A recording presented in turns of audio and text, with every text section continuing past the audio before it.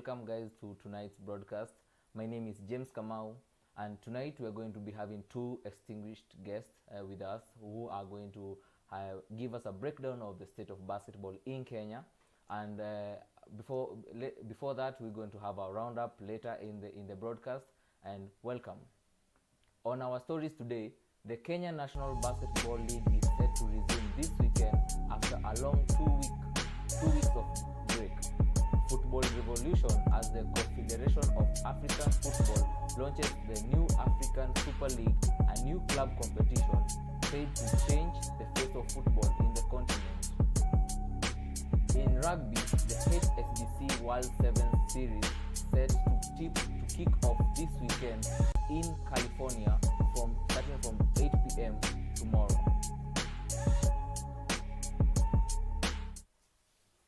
The Kenya National Basketball League resumes action this weekend after paving way for the general elections on Saturday at the Nyayo Gymnasium from 9 a.m.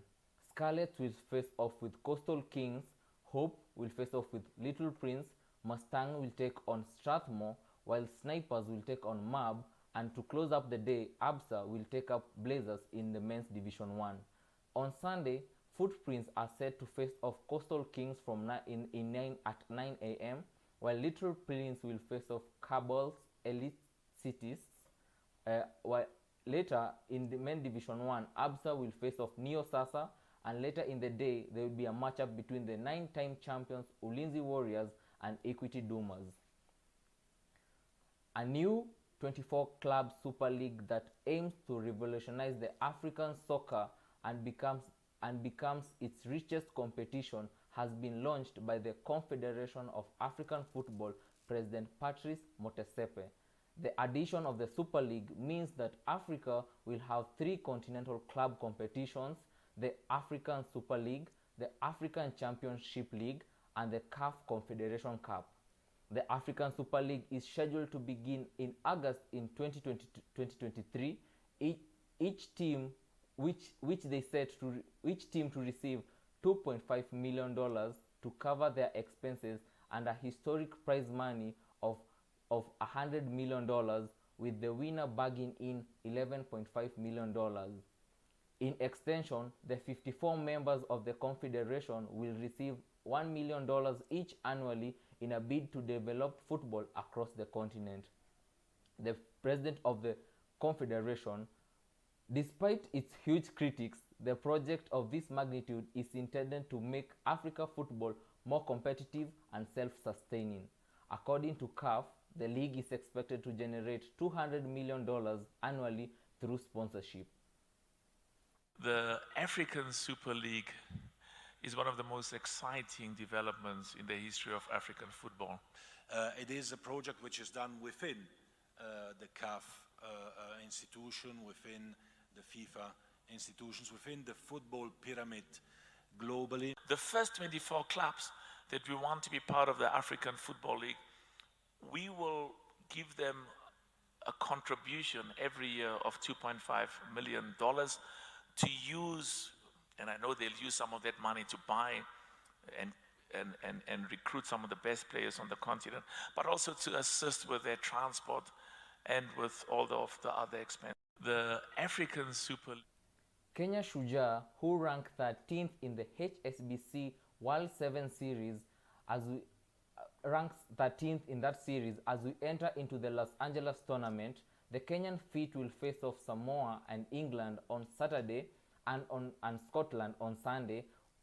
During the quarters, semis and the finals will be played the same day. Top contenders South Africa will face off USA in their opening match tomorrow, while Australia will match up with Japan later that day. The 3 teams that are there in the race for the prestigious title are South Africa, Australia and Argentina, with 124 points, 122 points and 118 points respectively. The Kenya Secondary School Sports Association will have their regional 7th competition on the 27th and 28th of August at Lenana School. 16 teams are expected to be in action in a bid to secure 2 slots at the national finals set to be played later in September in Nakuru County. Lenana will headline Pool A alongside Garden Estate, Langata High, and Jamhuri Boys. And in Pool B, Ofafa Jericho will set to battle it out with Dagoretti High School, Isili Boys, and Hospital Hill. Nairobi School will play it out in Pool C alongside Sunshine School, Kibra, and Our Lady of Fatima, while in the last pool, Aquinas will sideline with Upper Hill, St. Mary's, and Kangemi Boys. And on today's roundup, Naomi Luvisia compiles our roundup tonight. The cricket sport started in the late 16th century, originating in southeast of England.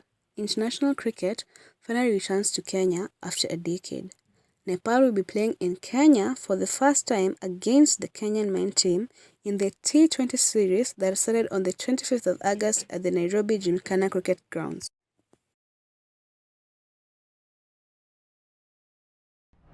Kenya's national women netball team, Divas, ended the group stages after securing a 52-36 win over Eswatini in their last match at the ongoing 2023 World Cup qualifiers in South Africa.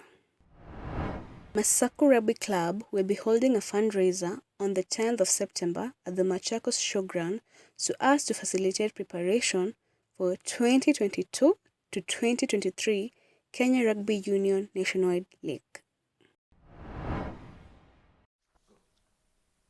Welcome back, guys. So on today's program, we are having two distinguished guests. One of the guests, a basketball analyst, founder of NBA Kenya, and a Woopy sports reporter, Dennis Nderito, will be on the show. And the other guest is the NBA scout for Toronto Raptors, basketball promoter, coach, and basketball strategist, Coach Abel Nson. Hello, karibuni. Hello, can you hear me? Thank you, Eric. Nderito, karibu sana kwenye show. Yeah, thank you, Eric. It's a pleasure to be here. I am grateful that you made time to be here. I hope Coach Abel can hear me, and I know as soon as he gets through, we'll get to talk to him. Karibu sana Nderito, you have been in the basketball scene in the 254. You know its ins and out, and you know how it is. So on today's show, we were to dive into the topic of the state of basketball in Kenya, majorly dealing with three topics: the commercialization of the game, the governance, and the accountability. Maybe to get your remarks on how you've seen or how you've witnessed the league so far as compared to other leagues. I know you are a basketball pundit, and you watch the NBA, you watch the BAL, and you follow up on the FIBA World Cup. So give us from your side the comparison of how basketball is outside the borders and how it is in Kenya. Thank you, Eric, for this opportunity. Number one thing, the way the NBA, FIBA, the BL are approaching the game, they're approaching it at a high level, especially the NBA.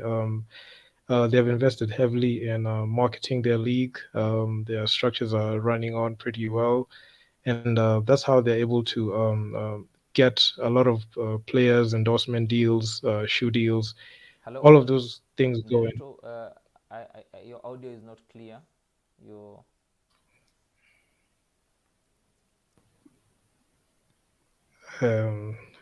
Okay. Sorry for the technical hitch. Am I audible? Hello, Nderito, can you hear me? Yes, Eric.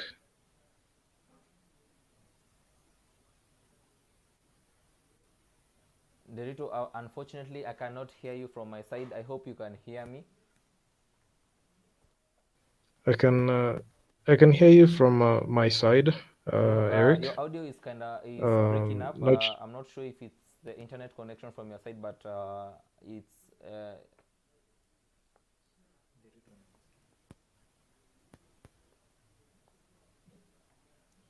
Okay, I cannot clearly hear you.